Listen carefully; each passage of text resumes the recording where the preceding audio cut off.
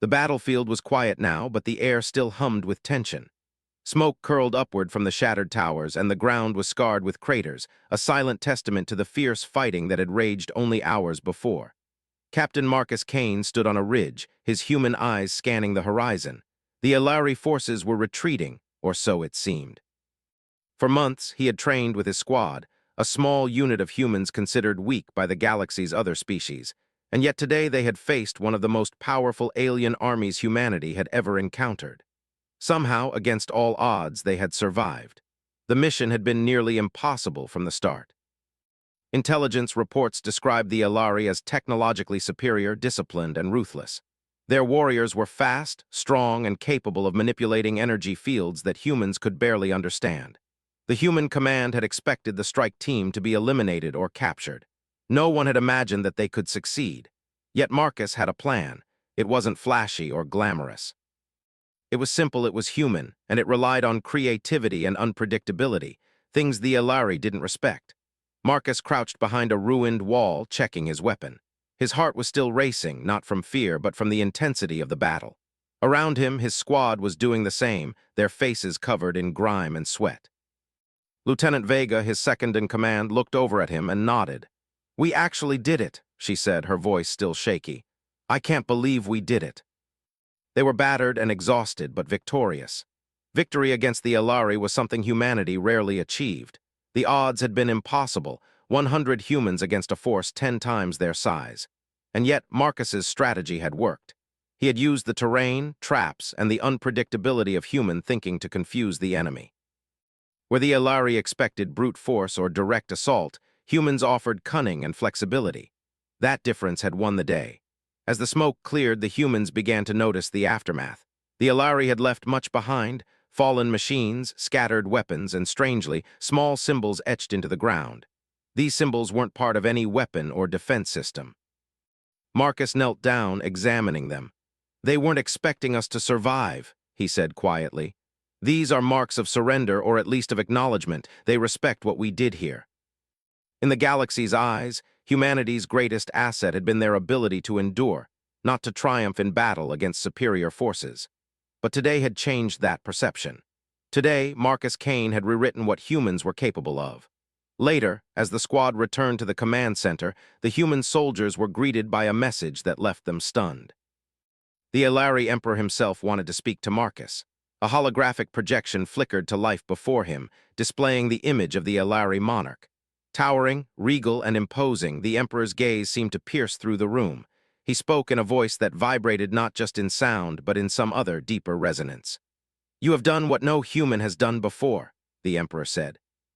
"You have bested my generals and defended your people with courage and ingenuity. Such achievement deserves reward."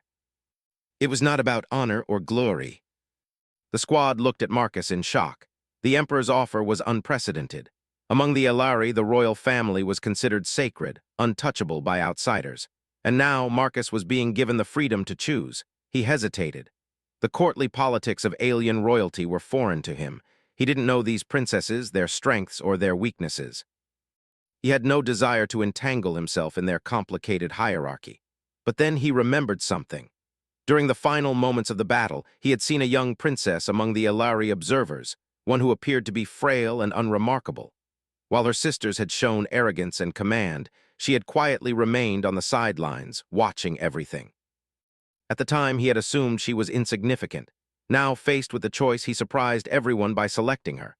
"I choose Princess Lyra," Marcus said simply. Gasps echoed through the command center. His squad stared at him. The Ilari advisors murmured among themselves. Choosing Lyra was unexpected. She was the youngest, the smallest, the one everyone dismissed as weak. Most humans or aliens would have assumed she offered little power or influence. Choosing her seemed foolish. Marcus noticed the whispers but ignored them. He didn't choose her for her strength or her influence. He chose her because he saw something the others did not: potential. Quiet strength often went unnoticed, but it was the kind that could survive, adapt, and grow. He had learned that on the battlefield. Underestimating a human or anyone was a mistake. He would not repeat it. Princess Lyra arrived at the command center shortly after the decision was announced. She was small and delicate-looking, with pale, shimmering skin and large, observant eyes. At first glance, she seemed fragile, almost vulnerable. But there was a calmness about her, a quiet intelligence that Marcus immediately noticed. She did not bow or curtsy excessively. She merely regarded him with a steady gaze as though she were measuring his character. "You have chosen me," Lyra said softly, her voice carrying an unusual resonance. "Why?" But he chose honesty. "I saw you during the battle," he said. "I saw how you observed everything without trying to impress anyone.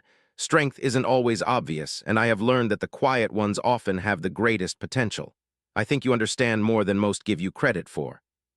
"Most humans see only what they want to see," she said. "I suppose you are different." Perhaps the humans had finally found someone they could work with, someone who understood the value of subtlety, intelligence, and careful observation. The Ilari court continued to murmur and speculate. Advisors whispered that Marcus had made a foolish choice, but Marcus ignored them. In his experience, intelligence and adaptability often outweighed brute force. The quiet ones, the underestimated, were often the ones who could change the course of events. As the sun set over the battlefield, casting long shadows across the shattered landscape, Marcus and Lyra began to walk together, side by side.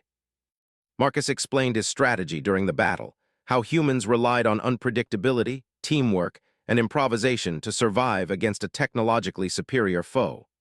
Lyra listened intently, occasionally asking questions that revealed her sharp mind and deep understanding of tactics. For the first time, Marcus felt that humans might not only survive in the galaxy but thrive. The Ilari had underestimated both him and his species, just as they had underestimated Lyra. And together, he thought, perhaps they could show the galaxy what underestimated beings were capable of. As night fell, the battlefield was silent except for the distant hum of alien engines and the soft crackle of fires burning in the ruins. Marcus and Lyra stood on a ridge, looking at the stars. In that moment, a silent understanding passed between them. They were both underestimated, both dismissed, and yet both capable of far more than anyone had imagined. Marcus knew that the path ahead would be difficult. The Ilari court was full of intrigue, and many would resent his choice. But for the first time, he felt hope, not just for himself, but for humanity. Humans had survived countless challenges, adapted in ways no one expected, and faced dangers far beyond their size or strength. That same resilience, he realized, was now mirrored in Lyra. And in that moment, Marcus Kane made a quiet promise to protect her, to learn from her, and to show the galaxy that true strength often came from the most unexpected places. The battle had been won, but the real challenge was only beginning. The stars above seemed brighter now, as if the universe itself acknowledged the small but growing power of humans. Against overwhelming odds, they had survived, and perhaps, just perhaps, they were ready to thrive. The palace of the Ilari loomed before Marcus Kane like a city carved from crystal. Its spires gleamed under the twin suns, and its walls shimmered with energy fields that humans could barely comprehend. Marcus felt a strange mixture of awe and unease. Humans had never built structures like this, nor had they encountered a civilization so advanced. Yet standing beside him was Princess Lyra, calm and composed, her eyes reflecting the brilliance of the palace. From the first step inside, Marcus realized the complexity of what he had entered. The Ilari court was not just a gathering of royalty. It was a delicate dance of influence, strategy, and perception. Every gesture, every word, every glance carried meaning. Humans often relied on intuition and directness, but here, subtlety ruled. Marcus had survived countless battles, but this was a different kind of challenge. Lyra led him through the halls with ease. She walked confidently, her movements precise but effortless. Despite her reputation as the weakest princess, Marcus sensed an unusual presence in her. She did not demand attention, nor did she flaunt her position, yet the very air seemed to respond to her. Courtiers bowed and whispered as she passed, some in respect, some in fear, and others in curiosity. Marcus began to understand what he had not seen before. Lyra's strength was not in physical power or visible skill. It was in awareness, intelligence, and the quiet ability to command attention without demanding it. In the main hall, the Emperor awaited them, seated on a throne that shimmered with an inner light. His expression was unreadable, but his gaze, fixed on Marcus, was sharp. "Captain Kane," he said, his voice resonating through the hall. "You have chosen Princess Lyra. Do you understand the responsibilities of this choice?" "I understand that there are dangers and expectations, but I also understand that strength comes in many forms, and I believe Princess Lyra has qualities that may not be obvious at first glance." You may find that she is far more capable than you imagine. He had learned to trust his instincts, but in the Elari court, instincts alone were not enough. Over the next several days, Marcus learned the subtleties of life in the palace. He attended ceremonies, observed court debates, and navigated discussions filled with layered meanings and hidden implications. Every interaction was a test, not only of his intelligence, but of his ability to adapt. Humans were often underestimated for this very reason. Aliens like the Elari valued physical prowess and technological mastery, but underestimated the human ability to read people, improvise, and find unconventional solutions. Marcus was determined to use that to his advantage. Lyra, meanwhile, proved to be a fascinating guide. She explained the history of her people, the customs of the court, and the unspoken rules that governed behavior. She did not teach condescension, nor did she flaunt knowledge as a weapon. Instead, she offered insight quietly, letting Marcus discover patterns and connections on his own. In this way, she empowered him while keeping her own abilities subtly concealed. One afternoon, Marcus observed her handling a political challenge with remarkable skill. A faction within the court had attempted to undermine her influence, spreading rumors and questioning her competence. Most people expected her to react emotionally or to rely on others to intervene. Instead, she met the challenge with calm logic. She gathered information discreetly, questioned witnesses with careful phrasing, and used small but decisive actions to counter the false narratives. By the time the faction realized what was happening, their efforts had collapsed without a direct confrontation. Marcus could not hide his admiration. "You make it look effortless," he said quietly. Lyra's lips curved into a faint smile. "It is never effortless," she replied. "It is only invisible. People often confuse visibility with effectiveness. The loudest voices are rarely the most capable." On the battlefield on Earth, Marcus had seen this truth repeatedly. Now he saw it reflected in the youngest Elari princess. Despite their growing understanding of each other, life in the palace was not without challenges. Human ways of thinking were often at odds with Elari expectations. Marcus's directness sometimes irritated advisors, and his willingness to question assumptions unsettled the court. Lyra, however, seemed to anticipate these issues. She advised him on when to speak and when to remain silent, and she helped him interpret the subtle reactions of those around him. Slowly, he began to navigate the court as a human could, with ingenuity, observation, and careful calculation. One evening, Marcus and Lyra walked along the palace gardens, a sprawling area filled with alien flora that glowed faintly in the twilight. The air was fragrant with unfamiliar scents, and small streams of water reflected the light of the twin suns. Marcus marveled at the beauty of the place, but was aware that even here, politics and strategy were never far away. Lyra spoke softly. "Many humans believe that strength is physical or that cleverness is always visible. They think power is obvious, but in reality, power is often hidden. You have already shown this in battle. I hope you see it now in the court. And I see it in you. I chose you not because I thought you weak, but because I saw potential. Now I understand that others cannot see what is not obvious. Many people waste potential because they are either ignored or forced to play roles that conceal it." Their discussion was interrupted by a sudden alert from the palace sensors. An intruder had breached the outer perimeter. Marcus's instincts kicked in immediately. Humans were survivors, and he had learned to react quickly under pressure. Lyra moved with equal precision, directing palace guards, analyzing the intruder's behavior, and predicting potential threats. Together, they coordinated a response that neutralized the danger without significant conflict. As the situation resolved, Marcus realized something important. Lyra's intelligence was not just theoretical or strategic, it was practical. She could act under pressure, think several steps ahead, and use resources efficiently. The court might call her weak, but Marcus knew better. He had seen her true strength. Over the following weeks, Marcus continued to learn the subtle arts of Elari politics. He observed Lyra quietly managing disputes, resolving conflicts, and gathering allies without ever appearing to assert dominance. He saw her use her perceived weakness as a shield, allowing her to move unnoticed while influencing outcomes. Marcus began to understand a crucial truth. Sometimes being underestimated was the greatest advantage of all. Meanwhile, Marcus's presence in the court became increasingly significant. Humans were still seen as outsiders, but his ingenuity, courage, and adaptability began to earn respect. He was a symbol of what humans could achieve, even when surrounded by beings who considered them weak. Lyra's guidance amplified his impact, and together they created a partnership that neither the Ilari nor the human command had anticipated. One evening, as they walked through a quiet corridor, Marcus spoke quietly. "I never imagined that choosing you would lead to this. I thought it would be simple, ceremonial. But this feels like the start of something much larger." He had faced impossible odds on the battlefield, but now he realized that survival in the Ilari court required a different kind of skill, one that humans possessed in abundance if only they could adapt. Intelligence, creativity, adaptability, and courage could overcome not just physical threats, but political, social, and strategic challenges as well.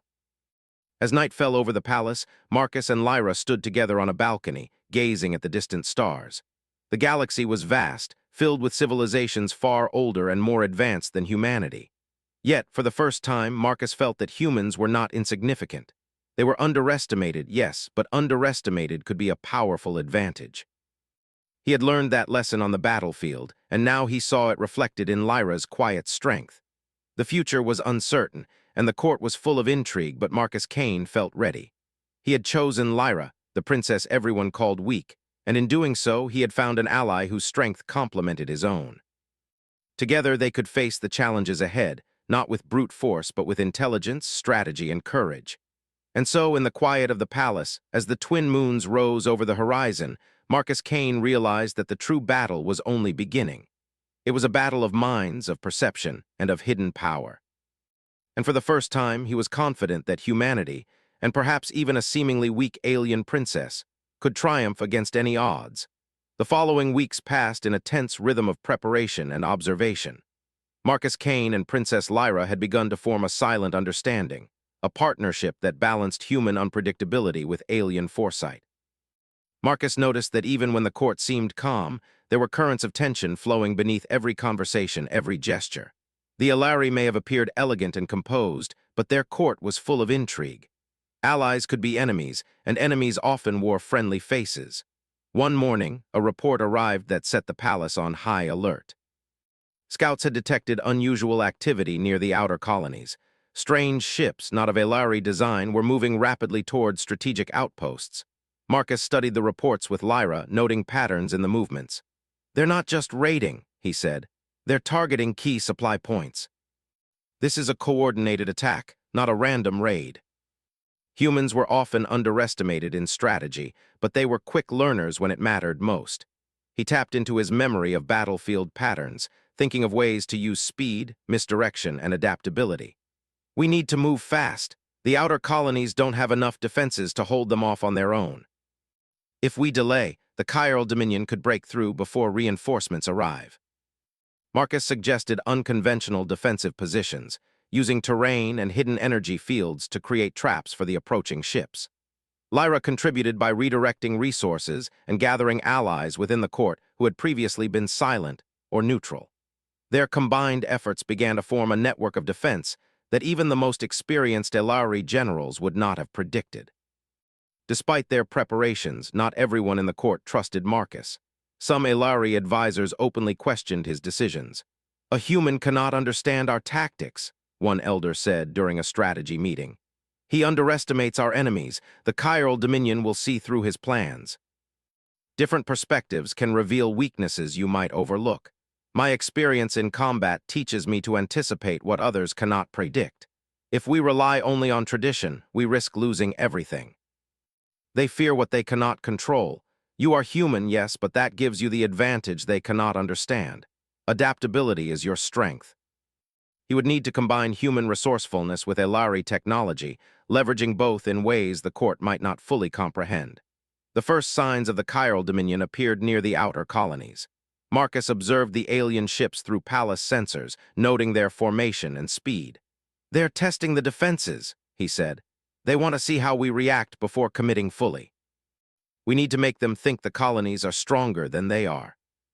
The sky above the colonies filled with unfamiliar ships, sleek and angular, moving with precision. The Ilari defenses activated, energy barriers shimmering in response to incoming fire. Marcus coordinated human teams on the ground, improvising with local resources to amplify the Ilari defenses. The first wave of the Dominion fleet was met with unexpected resistance, their attacks deflected or rerouted by traps that Marcus had suggested. From the palace, Marcus watched as Lyra directed the court's intelligence units. Her calm, calculated instructions allowed them to anticipate the Dominion's next moves. She coordinated countermeasures, rerouted supply lines, and even predicted decoy maneuvers that would later trap enemy ships. Marcus realized that her strength was not just in her intelligence, but in her ability to act decisively under pressure. Despite the initial success, the Dominion adjusted quickly. Their ships were faster than expected, and their tactics were adaptive. Marcus and Lyra had to make rapid decisions to respond. A human pilot, following Marcus's instructions, executed a maneuver that forced several Dominion ships into an energy trap, destroying them in a controlled explosion. Lyra simultaneously coordinated palace defenses to cut off reinforcements. As the battle progressed, Marcus noticed that the Dominion had underestimated the humans defending the colonies. Human soldiers used creative tactics, improvised weapons, unexpected maneuvers, and relentless determination to hold key positions. Their resilience surprised even the Elari commanders observing the conflict. Marcus felt a surge of pride. Humanity had survived countless dangers, but here they were proving that they could do more than survive.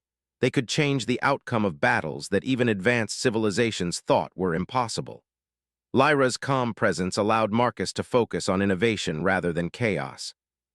She anticipated weaknesses in the Dominion fleet, communicated them to Marcus in real time, and ensured that human ingenuity was applied where it would have the most impact. Together, they formed a team that combined human flexibility and alien foresight, creating a force that was unpredictable, resilient, and extraordinarily effective. By midday, the Dominion was forced to retreat. Their ships, battered and confused, withdrew from the colonies, leaving the human and Elari defenders victorious. Couriers reported minimal human losses, an extraordinary achievement given the disparity in technology and numbers. Marcus allowed himself a moment to breathe, looking over the battlefield with a mixture of relief and satisfaction. Lyra joined him on the observation balcony, her expression thoughtful. "You did well," she said, "but this is only the beginning. The Chiral Dominion will not forget this defeat. They will return stronger and more prepared. That's why we are dangerous, even when others think we are weak." Humans and Elari soldiers trained side by side, learning from each other. Marcus's experience in small unit tactics complemented Lyra's strategic foresight, creating a defense system that was both innovative and efficient. During this time, Marcus began to notice subtle changes in the court's perception of him. Advisors who had once mocked or questioned him now approached for insight. Human ingenuity, combined with Lyra's influence, had begun to command respect. Marcus realized that the court had always underestimated humans, assuming their strength lay only in brute force or survival instinct. Now, they were witnessing intelligence, creativity, and determination applied in ways that no one had expected. Lyra continued to demonstrate her hidden power. She negotiated with reluctant allies, uncovered spies within the court, and predicted challenges before they arose. Each action was deliberate, precise, and effective. Marcus marveled at her skill, realizing that the Elari's judgment of her as weak had been completely wrong. She was not just intelligent, she was a master of subtle influence, capable of shaping outcomes without appearing to assert control. The final test came when the Dominion attempted a second invasion, this time targeting the palace itself. Marcus and Lyra coordinated the defense, using a combination of human unpredictability and Elari technology. Humans implemented unconventional tactics, drawing enemy forces into traps and using the terrain to their advantage. Lyra anticipated enemy maneuvers, directing both human and Elari forces to counter every attack. The battle was fierce, but the alliance held. Dominion ships were destroyed or forced to retreat once more, and the palace remained secure. Marcus realized that this victory was not just a triumph of technology or firepower, it was a triumph of adaptability, intelligence, and partnership. Humans, underestimated and dismissed, had played a pivotal role in defending the Elari Empire. After the battle, the court finally began to recognize the truth. Marcus's choice of Lyra had not been foolish, it had been inspired. Her hidden strengths, combined with his human ingenuity, had saved the Empire from a significant threat. The Emperor himself acknowledged their success, praising Marcus for his leadership and Lyra for her foresight. In a quiet moment, Marcus and Lyra stood together, looking at the remnants of the battlefield from the palace balcony. The twin suns were setting, casting long shadows across the land. Marcus felt a sense of fulfillment he had never known before. Humanity had proven itself once again, not just in survival, but in achievement. And Lyra, the princess everyone had called weak, had shown the depth of her power. "You were right," Marcus said softly. "Weakness is often invisible. And underestimated beings, well, we can change the course of history." For the first time, he felt that humans were no longer merely survivors in a vast galaxy. They were innovators, thinkers, and partners capable of extraordinary achievements. And standing beside him, Lyra was living proof that the quiet, underestimated ones often held the greatest power.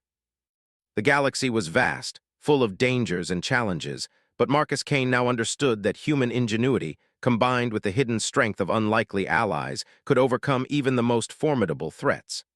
This was not the end of their journey. It was only the beginning.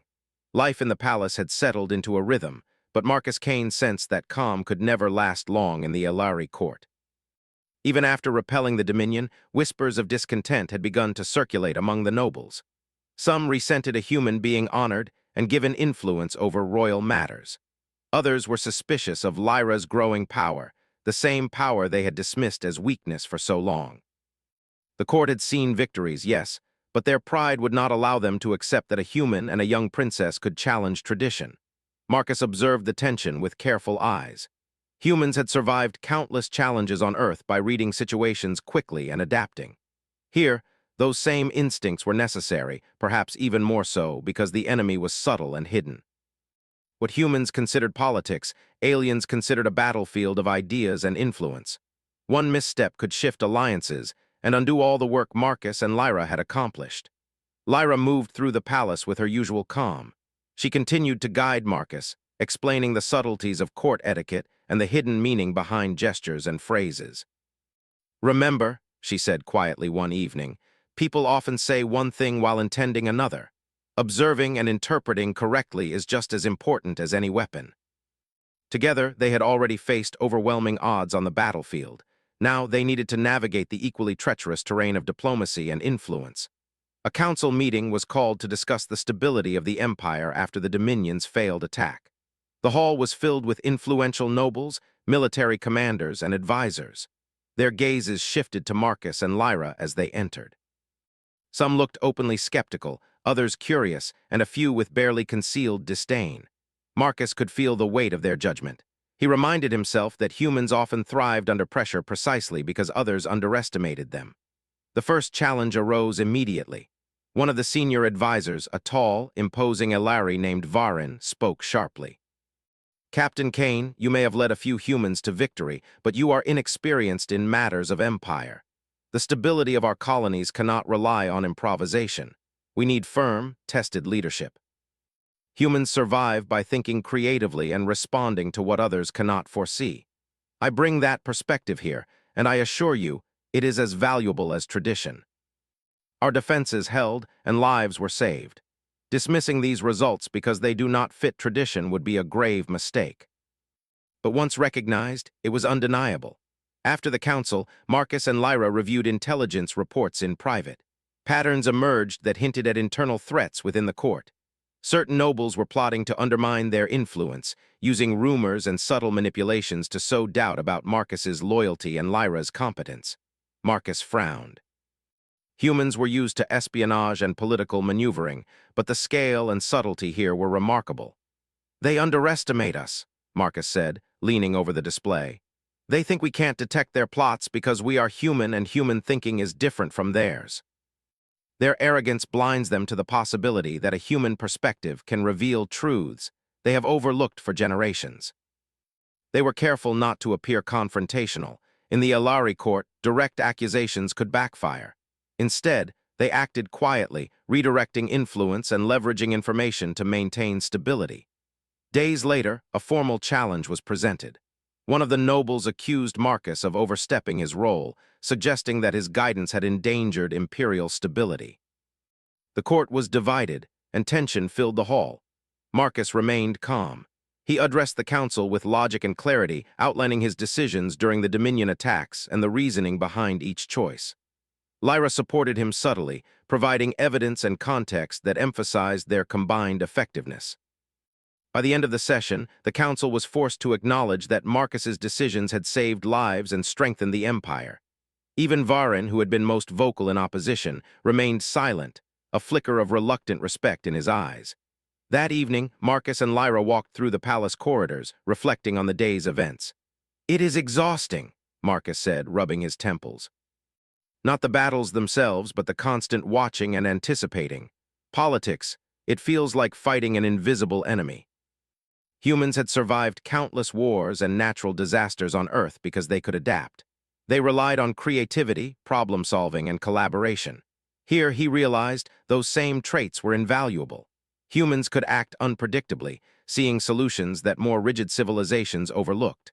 Lyra's abilities complemented this perfectly.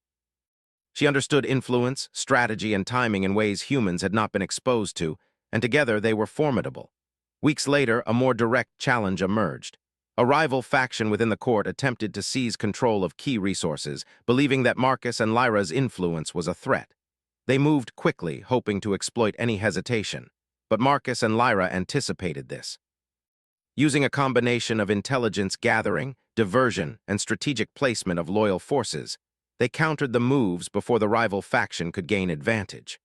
Lyra's ability to read people, subtle as it was, allowed them to predict not only the moves of their enemies, but also the reactions of allies.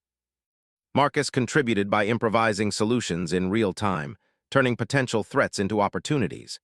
In one instance, a critical supply shipment was at risk of being sabotaged.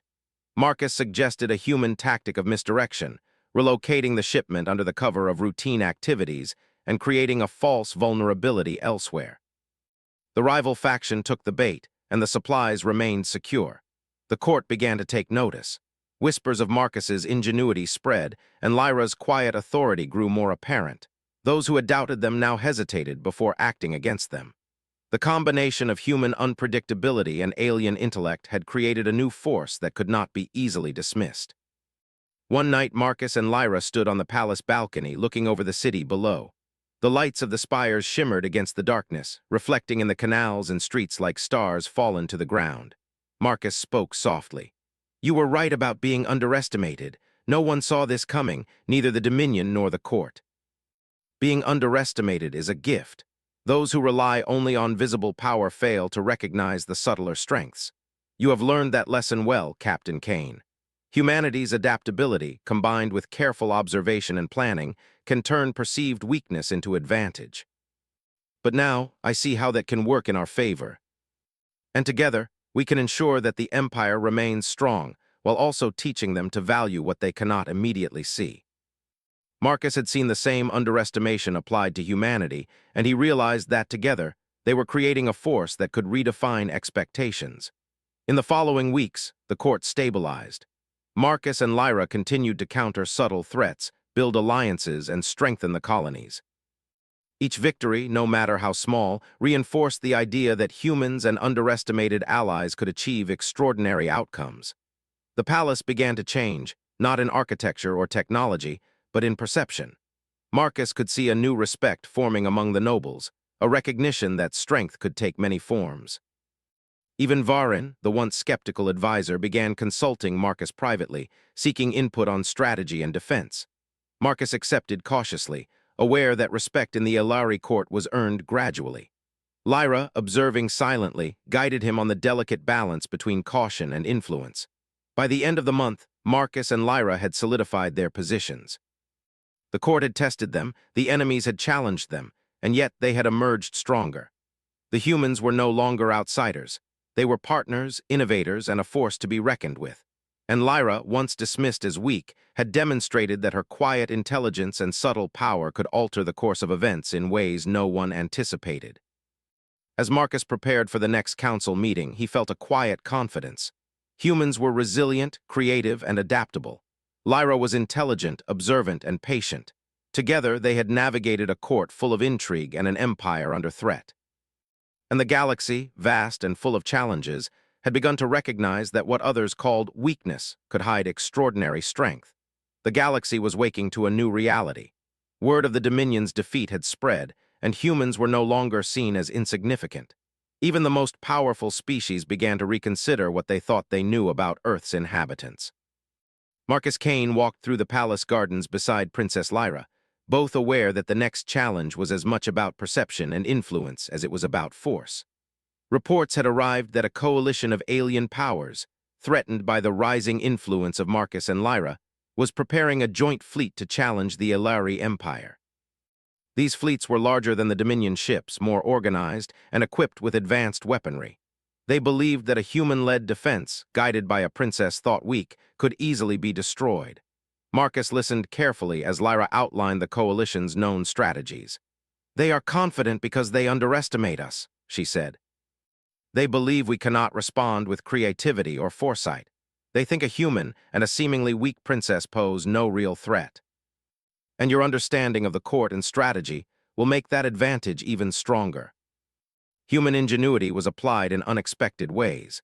Supply lines were rerouted through hidden corridors, energy fields were deployed in deceptive patterns, and small strike teams used guerrilla-style tactics to slow enemy advances. Lyra's strategic mind ensured that every action had ripple effects, influencing both allies and potential enemies alike.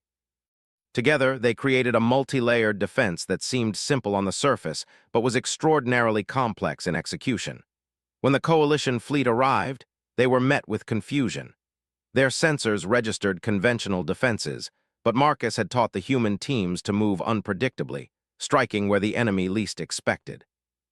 Lyra manipulated energy grids and control systems to redirect enemy fire subtly, ensuring that the attackers were caught off guard.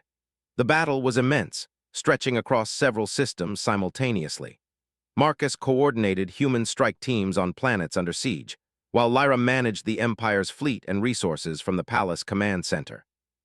Their partnership allowed them to act in perfect synchrony, human creativity and alien foresight, each compensating for the other's limitations. During a critical moment, a portion of the coalition fleet attempted to bypass defenses and strike at the capital. Marcus realized that conventional counterattacks would be too slow. Instead, he suggested an unconventional maneuver. Human pilots would feign retreat, drawing the fleet into a narrow corridor surrounded by planetary energy shields. Once trapped, Lyra's fleet would activate concentrated energy barriers, neutralizing the enemy ships in a precise and controlled strike. The plan succeeded perfectly. Coalition ships were destroyed or forced to retreat, with minimal casualties on the defending side. Marcus's improvisation and Lyra's strategic anticipation had turned a near disaster into a decisive victory. Even the coalition admirals could not understand how their superior force had been defeated so completely. After the battle, the court convened to assess the outcome. Marcus and Lyra entered not with arrogance but with quiet confidence. The nobles, once skeptical, now looked on with respect, some even with awe. The emperor, standing on his elevated throne, regarded them both with a mixture of pride and satisfaction. "You have done what many thought impossible," the emperor said. "A human and the youngest Elari princess have defended the empire against overwhelming odds. Your success is a testament to your skill, courage, and foresight. We succeeded because we combined what humans do best with the wisdom and understanding of those who know the empire intimately. Those who underestimate others find themselves surprised." In the following weeks, Marcus and Lyra traveled to the outer colonies, personally overseeing reconstruction and strengthening defenses. Humans and Elari worked together, sharing knowledge and tactics. Marcus's leadership inspired human troops, while Lyra's influence ensured smooth collaboration with alien forces. The colonies flourished, proving that underestimated strength, when nurtured and guided, could produce remarkable results. During one visit, Marcus spoke privately with Lyra as they overlooked a bustling city rebuilt after the Dominion attacks. "Do you remember when I first chose you?" he asked. Everyone laughed. "They thought I picked the weakest princess because she would be easy to control. We've shown that strength isn't always visible. Sometimes it's hidden, waiting for the right moment to be revealed. That is why we succeeded where others would have failed." And Lyra, once dismissed as weak, had proven that intelligence and subtle influence could shape outcomes as dramatically as any weapon. News of their victories spread beyond the Alari Empire. Other civilizations began to reconsider their assumptions about humanity. Marcus became a symbol, not of brute force, but of human ingenuity and resilience. He had shown that humans could survive, adapt, and even thrive in situations that seemed hopeless. Lyra, too, emerged as a respected leader. Her quiet strength, once ignored, now commanded attention. She had guided Marcus, protected the Empire, and demonstrated that true power often lay beneath the surface. Together, they had rewritten expectations, proving that underestimated individuals could change the course of history. One evening, Marcus and Lyra stood together on the palace balcony, looking at the stars.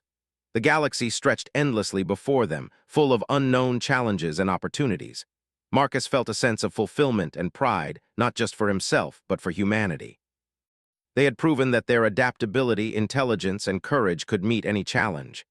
"You chose me for a reason," Lyra said softly, breaking the comfortable silence. "Not because I was weak, but because you saw something others could not, and that made all the difference. You have taught me much about subtlety, patience, and influence. Together, we are stronger than anyone expected, and I hope the galaxy remembers that."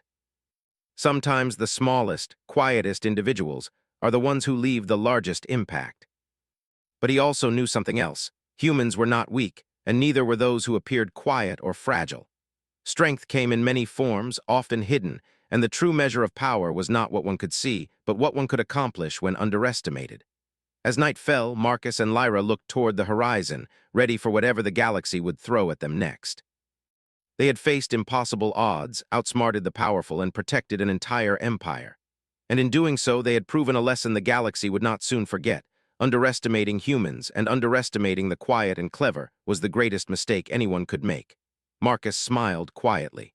"We've done well, Lyra, not just for us, but for everyone who is underestimated. Maybe now the galaxy will start seeing humans for what we truly are." In that moment, Marcus realized that his choice, the one that seemed foolish at first, had changed everything. He had chosen the princess everyone called weak, and in doing so, he had revealed a strength that no one had expected. Humans had survived, adapted, and thrived. Lyra had shown her true power. And together, they had proven that the underestimated, the overlooked, and the underestimated could shape the future of the galaxy. The stars above shimmered, as if acknowledging the truth of their journey. It was not brute force that had won the battles, nor appearances that had guided their choices. It was courage, intelligence, adaptability, and the willingness to see potential where others saw weakness. Humanity had triumphed, and the galaxy had begun to notice. And so, Marcus Kane, the human soldier, and Lyra, the princess once dismissed as weak, stood together as symbols of a new era. One where the underestimated could rise, where intelligence and courage could change destinies, and where the quiet, unseen strength of humans could alter the fate of the stars themselves. The story of their partnership would be remembered for generations. Not because of size or force or appearance, but because the clever, adaptable, and determined, no matter their origin, could achieve the impossible. And that was the true meaning of strength.